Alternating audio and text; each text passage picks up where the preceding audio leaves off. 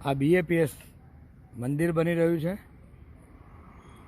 અને તેના પાસે આ કાયમી વરસાદી પાણી અથવા ગટર ઉભરાય, પીવાના પાણીની પાઇપલાઇન લીકેજ થાય, તેનું પાણી ત્યાં ભરાયેલું જ રહે છે. કોઈ નિકાલની વ્યવસ્થા નથી. આટલી મોટી સંસ્થા બાજુમાં હોય ત્યાં તેના ભક્તો પણ ખૂબ મોટા ગજાના આવતા હશે, પણ તેઓ પણ વહીવટીતંત્રનું ધ્યાન દોરવા અસક્ષમ છે એવું લાગી રહ્યું છે.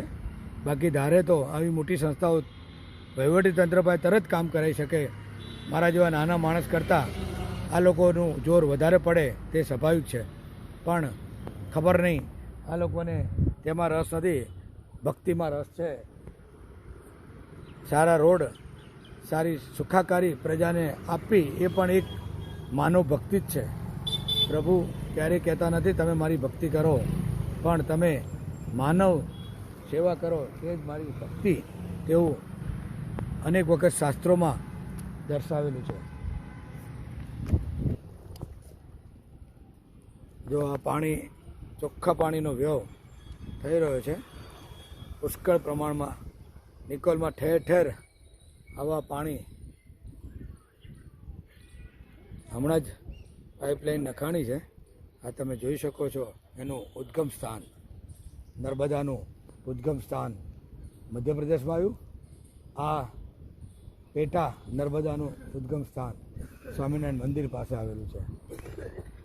જ્યાં ત્યાં પ્રજાએ ખબર નહીં, અબુદ્ધ છે એ પણ ગાયો ન હોવા છતાંય હેઠવાડ ફૂટપાથ પર આવેલી ગટરના ઢાંકણા અને ડાઇનિંગ ટેબલ સમજીને હેઠવાડ નાખી રહ્યા છે અને ગંદકી કરી રહ્યા છે.